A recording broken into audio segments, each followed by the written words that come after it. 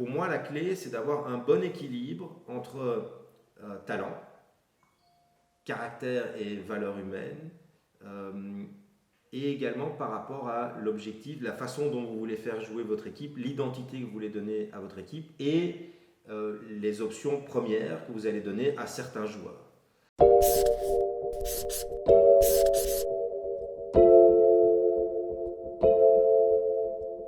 Bonjour à tous, c'est Thierry Dereau, votre coach to coach, et bienvenue dans notre workshop en ligne. Construire son équipe avec Serge Crèvecoeur, c'est l'épisode 2. Si vous voulez toutes les infos, n'hésitez pas à nous suivre sur les réseaux sociaux à @2coachbyswish ou de vous abonner à notre page YouTube. L'épisode d'aujourd'hui, le recrutement des joueurs. Bon visionnage et à bientôt.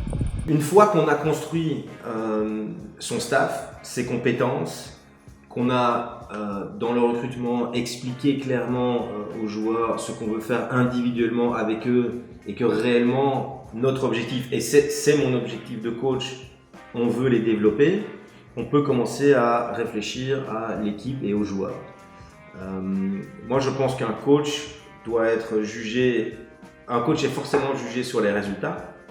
Est-ce qu'il gagne ou il perd? S'il gagne, c'est un super coach. S'il perd, ben voilà, c'est un mauvais coach. Je trouve qu'un coach doit également être jugé sur le fait de savoir s'il développe ou pas ses joueurs. Un jeune joueur arrive chez vous, 5 ans après, il s'en va. Qu'est-ce qui s'est passé dans son développement? Est-ce que vous en avez fait un joueur de basket? Est-ce que vous en avez fait quelqu'un, une bonne personne? Je pense que c'est très très important. Et j'aimerais que les coachs soient jugés là-dessus aussi. Et je trouve même qu'un coach doit être jugé sur le fait de savoir s'il développe ou pas la structure de son club.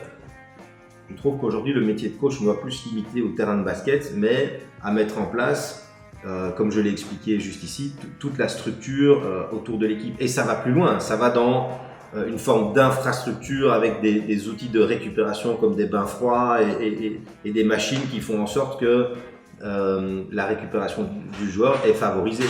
On a eu encore hier un meeting avec le staff médical au BCM et le docteur du sport est un féru de récupération et il dit la récupération elle commence directement après le match. Il ne faut pas perdre une seule seconde et si on est efficace directement après le match, ça va faire qu'on aura moins de blessures forcément de nos joueurs. Donc ça c'est important. Et avant de parler du recrutement, je voudrais dire un dernier point sur la communication. Il y a une étude très intéressante qui a été faite par un scientifique qui s'appelle Ekstrand, qui a suivi pendant 4 ans des 36 équipes de football européennes au haut niveau et qui a analysé la qualité de la communication dans le staff. Il a conclu qu'il y avait une corrélation forte entre la qualité de la communication entre le préparateur physique et le coach, entre le préparateur physique et le directeur sportif, entre le préparateur physique et le kiné, entre le staff médical. Il y avait une corrélation forte entre la qualité de cette communication et le nombre de blessures et même la gravité des blessures. Voilà, c'est une étude très intéressante, je vous invite à essayer d'aller la rechercher. Et vous voyez que plus la communication est bonne dans le staff, moins il y a de blessures, et quand il y a des blessures, elles sont moins graves. Donc c'est très très important aussi dès le début de la saison, et c'est pour ça que moi j'ai insisté hier, donc c'était le 16 ou le 17, peu importe, juin, pour déjà mettre les bases de cette communication avec le staff médical. Je pense que c'est vraiment pas à sous-estimer dans la réussite d'une saison. Voilà, quand on a fait tout ça, voilà, on arrive au recrutement. Alors évidemment, les périodes, elles se chevauchent. On va pas commencer le recrutement aujourd'hui. On a déjà commencé. Moi, j'aime recruter. Alors évidemment, il faut un minimum de talent, mais j'aime recruter aussi par rapport au caractère du joueur et à ses valeurs en tant qu'homme. Alors évidemment, si on a 10 super caractères, ils ont des valeurs magnifiques, mais ils ne sont pas capables de mettre un panier, on ne va pas gagner beaucoup de matchs. Donc il faut qu'il y ait un juste équilibre entre les valeurs humaines des gens et évidemment son talent basket. Alors je dirais que le recrutement dépend essentiellement de l'identité que vous voulez donner à votre équipe. Je pense que intellectuellement, c'est dans cet ordre-là qu'il faut prendre les choses. Voilà, moi je suis un coach plutôt défensif, donc j'ai la naïveté de croire qu'on va gagner plus de matchs si on s'appuie sur une bonne défense. Donc mon identité ou l'identité que j'ai envie de donner à mon équipe, c'est une identité clairement défensive. Et donc mon recrutement va évidemment être influencé par l'identité que je veux donner à l'équipe. Si on parle de défense, je ne vais pas prendre 10 attaquants. Autrement dit, il ne faut pas 10 domine l'oubli, sinon on ne va pas défendre très très dur. Il s'est beaucoup amélioré défensivement ces dernières 7 années, mais ça reste un joueur offensif.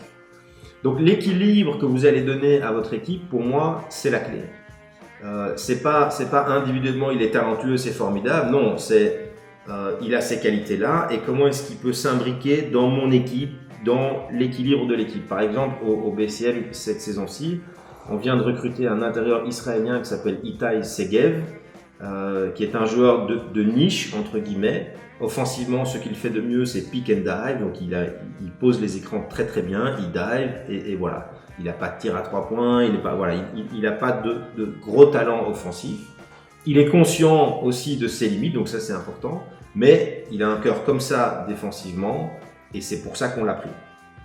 Il n'y a aussi qu'un seul ballon et donc il faut pouvoir partager la balle et il faut des joueurs de devoir. En tout cas, à mon avis, dans une équipe. Et si vous avez décidé que votre identité c'était la défense, il va falloir prendre quelques joueurs de devoir défensifs comme Itai Segev. Il faut pouvoir hiérarchiser votre équipe. Je le disais, il n'y a qu'un seul ballon, donc il faut décider dans votre tête quelles vont être les options majeures de l'équipe. Qui va prendre le plus de tirs? Le meneur, le poste 5. En général, avoir un axe 1-5, c'est quelque chose d'important. Donc ici, par exemple, pour être dans le concret, on a signé l'intérieur de Cholet Chris Horton il y a déjà quelques semaines. Chris Horton, c'est un intérieur aussi pick and dive, athlétique, transition, etc.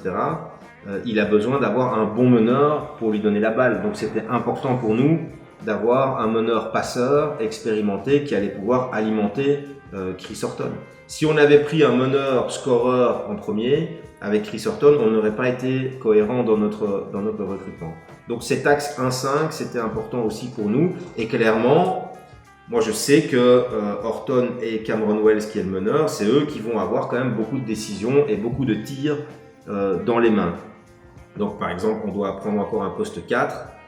C'est inutile aujourd'hui de prendre en tout cas c'est ce qu'on pense, de prendre un poste 4, gros shooter qui va bouffer beaucoup de ballons, parce que ça ne va pas être cohérent avec ce qu'on a déjà fait en termes de recrutement. Donc pour moi la clé c'est d'avoir un bon équilibre entre talent, caractère et valeur humaine et également par rapport à l'objectif, la façon dont vous voulez faire jouer votre équipe, l'identité que vous voulez donner à votre équipe et les options premières que vous allez donner à certains joueurs. Voilà, je crois que ça c'est important avant de commencer le recrutement de bien mettre ce cadre-là pour vous en tant que coach et de recruter en fonction de ça.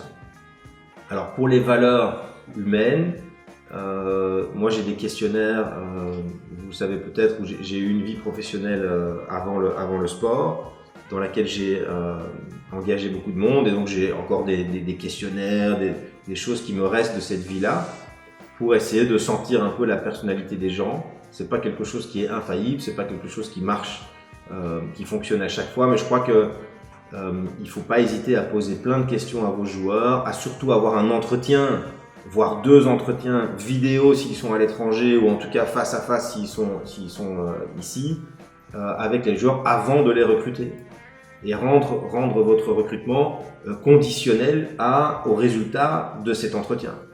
En tout cas, c'est la manière dont je fonctionne. Et après, il faut appeler aussi, essayer de se renseigner sur comment est le joueur dans le groupe au quotidien. Donc, si vous avez son coach, un coéquipier, son voisin, sa cousine, voilà, j'en sais rien, mais essayez en tout cas de se renseigner sur les qualités humaines du joueur, sur son éthique de travail, etc. Sur tout ce qu'on voit quand il n'y a pas de public, quoi. Sur tout ce qu'on ne voit pas nous, en tout cas en interne. Voilà, mais donc ça c'était pour la philosophie du recrutement. Ça me paraissait important de mettre ce cadre avant d'aller plus loin.